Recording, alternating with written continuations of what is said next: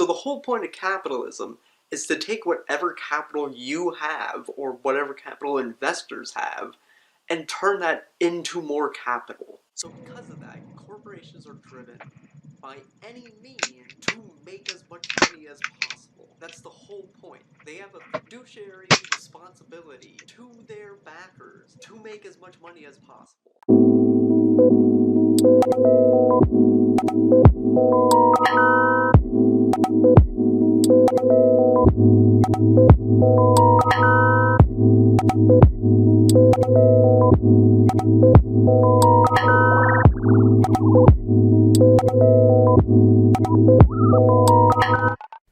What do we have here? Another smug douchebag with a moderately large following that speaks like he knows better than anyone else, but all it takes to see that he doesn't know shit is to listen to him talk or to read writings about anything that he's talking about.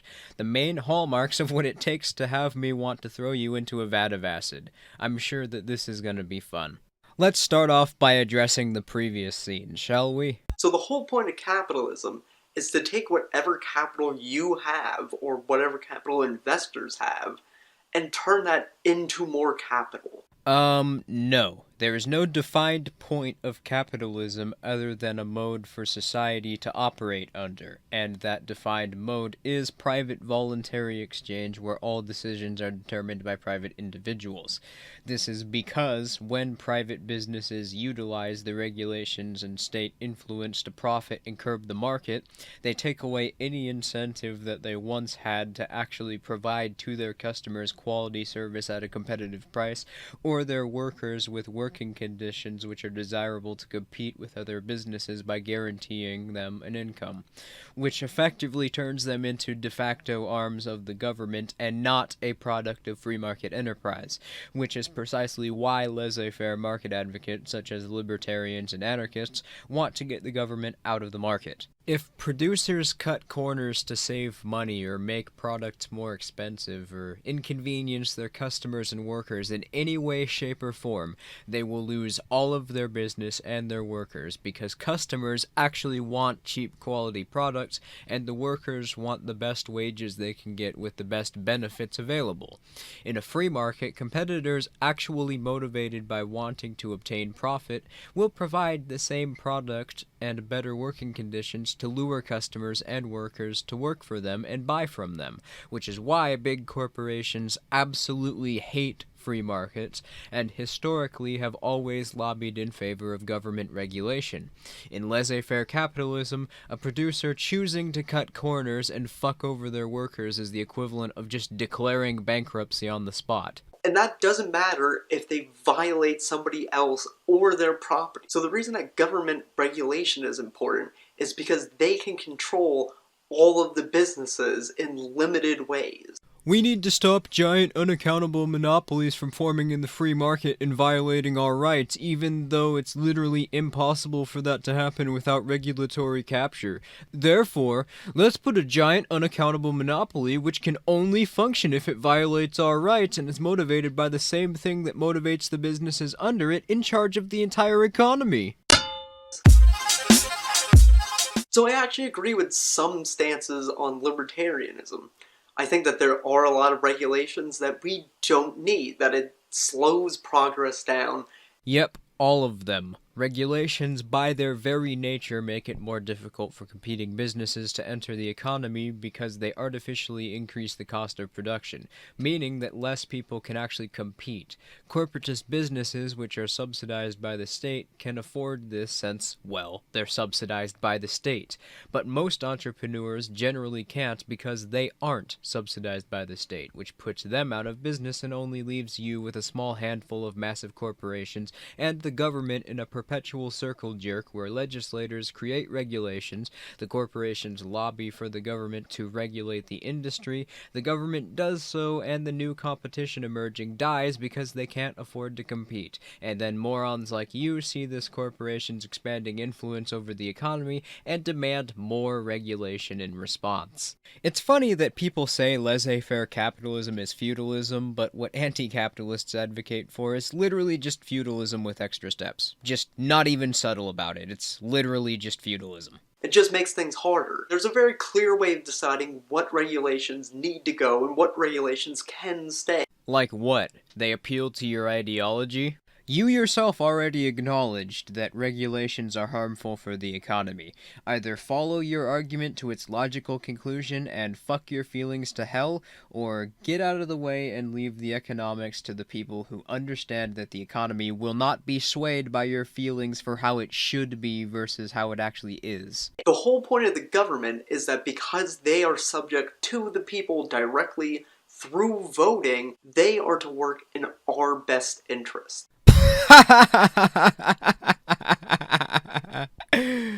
You have no choice but to be subjugated to their rule. Therefore, they cannot be your servant because they are your ruler. If they were your servant, they would be subject to your whim, and if that was the case, you would have the choice not to associate with them. Since you don't have that choice, no one who's logically consistent can claim that the government serves you. There is no agreement which any of us has ever signed that allows the government to do this to us, nor is there any way to withdraw consent. Therefore, the government rules over you. In the words of Senpai Philosopher, a man is no less a slave because he's allowed to choose a new master once in a term of years. If you know who that quote is from, you get a cookie. So that means that they should only be putting regulations forward that are in our best interest. There are no regulations in your best interest, you fucking moron! So if you have regulations that are outright favoring corporations over people, or if the regulations bog down action too much to the point that it hurts people, those are the regulations we need to get rid of. Right, so we agree that all regulations need to be gotten rid of. Gotcha. New regulations should only be put in place if they are serving the best interests of the public. Okay, so that's where I stand.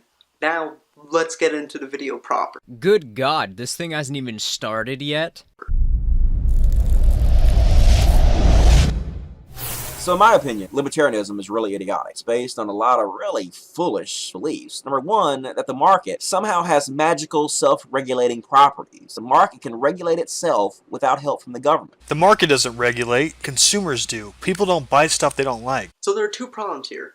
The first is people's access to products. If you have a monopoly, that denies people access to any other form of that resource. And you can't have a monopoly without regulatory capture, which requires government intervention in the market and is what you're advocating for.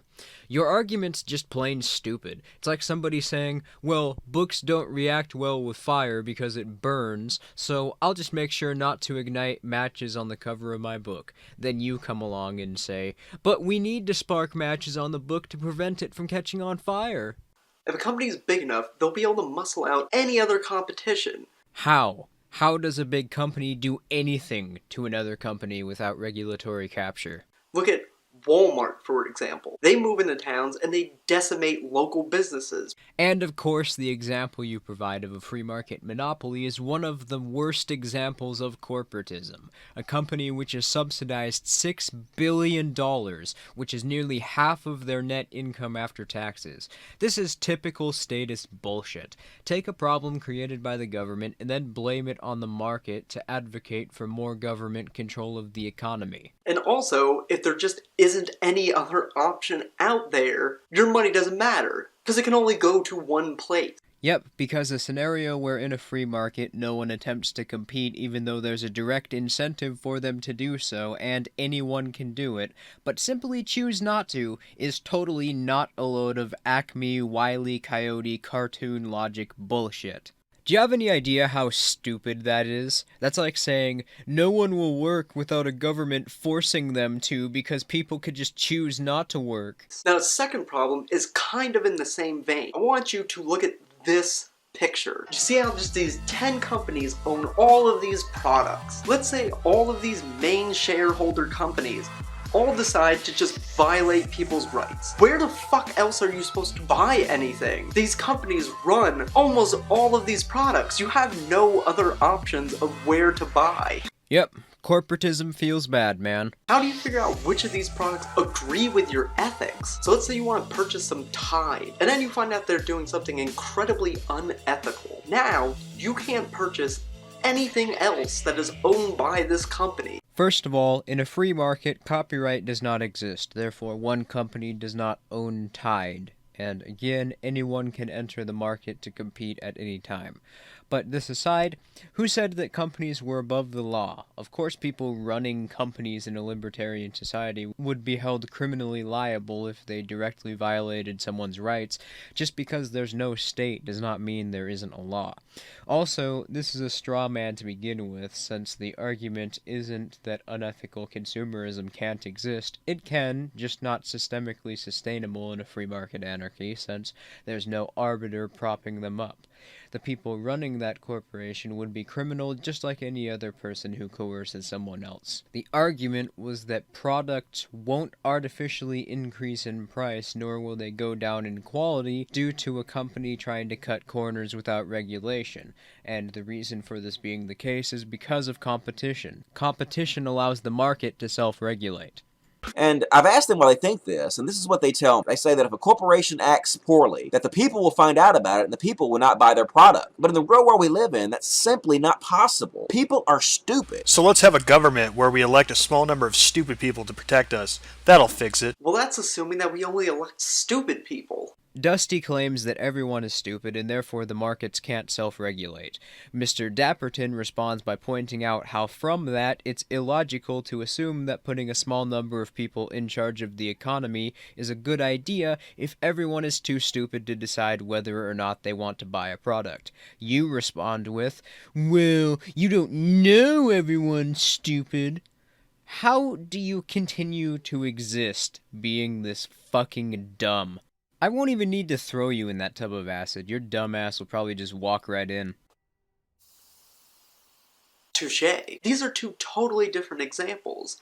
In one, you're electing a small group of people who will listen to experts and help craft legislation that will be effective. Oh, so people are too stupid to regulate the market for themselves, but as long as they agree with you on politics, they magically become competent enough to run the entire economy. Got it. In the other example, once again, you have a small number of people, and you have absolutely no direct influence on who's in charge of those companies. Yes, because when there's only one course of action a company can take to sustain a profit, and that one course of action simultaneously benefits anyone working for it and the consumers who purchase its products, it really matters who's in charge. But I find it even funnier that you just described the government to a T, and yet somehow you're attacking private companies. People are dumb, ignorant, lazy-minded monkeys. They don't have time to sit around and research every product they buy before they buy it. They don't have to. Other people could do it for them. That's how ratings and reviews work. Okay, so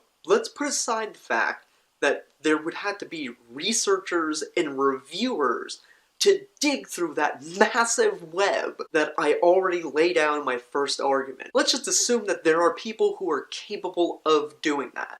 Yeah, even right now, there are thousands of private reviewers who are literally paid to do that. How do you think you even found that web you presented? How the fuck do you know who to trust? How do you know what reviews are actually reliable? How do you know what researchers actually have done the work? How do you know that those researchers haven't been bought off? First of all, there are thousands of them competing with one another. People don't like false information and will therefore evaluate the different reviews, and people who give false information won't be profiting for long.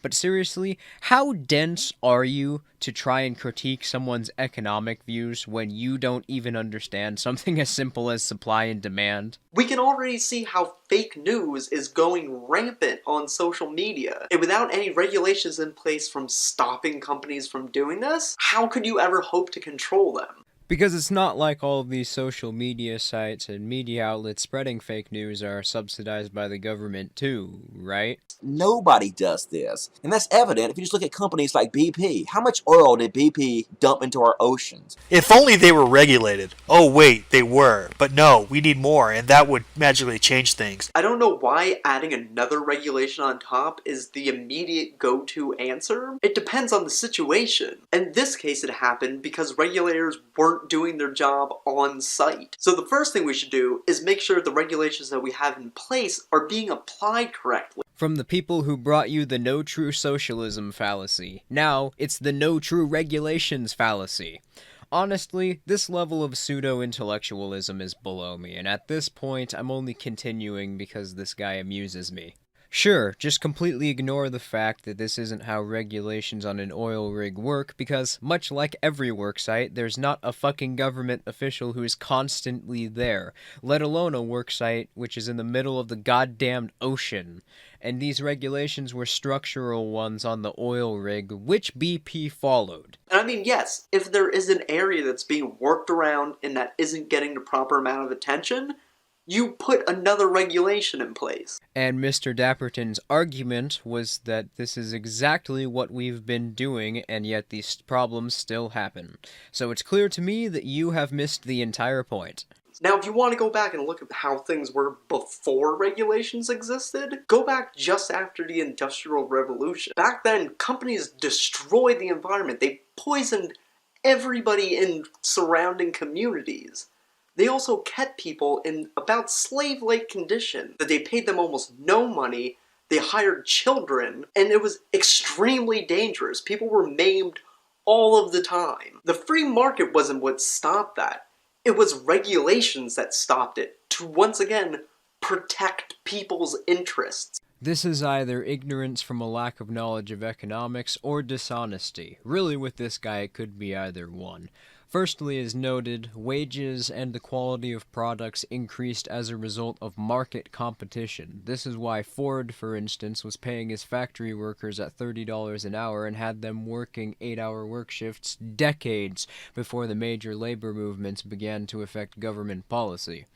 The reason pollution went down, child labor was eliminated from the workforce, and working conditions improved was due to innovation making machinery safer to operate, eliminating the market's need for child labor, also a big part of the reason why the time required to work went down, and making machinery which didn't require as much output.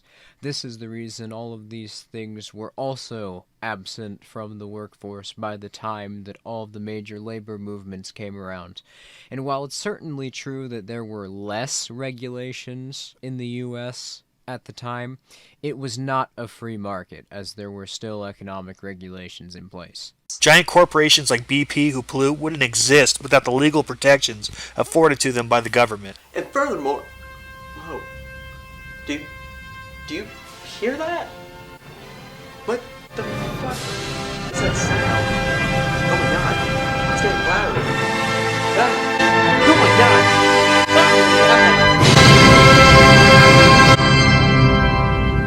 Under real capitalism, their business would be subject under the free market and would fail because of what they do to the environment. So I'm smart enough to vote in a ruler who gets to selfishly make all the rules and sell us out to the corporations and allow corporations to keep out competitions, but I'm not smart enough to choose my own deodorant and decide which deodorant company should be around and which one shouldn't. Makes sense? So when that oil spill happened, BP lost 55% of its market value. Wasn't that the free market acting on it? Yet somehow, we weren't able to put them out of business? Losing 55% of your company's market value, even when you're one of the worst examples of corporatism, that's a huge fucking deal. And yeah, if they weren't subsidized or protected by the state, they almost certainly would have gone out of business over that one.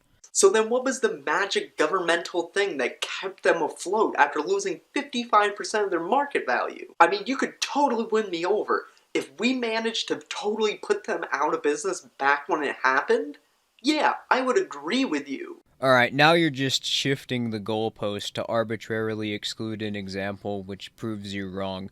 They lost 55% of their market value, but they didn't get put out of business. Consumer choice debunked.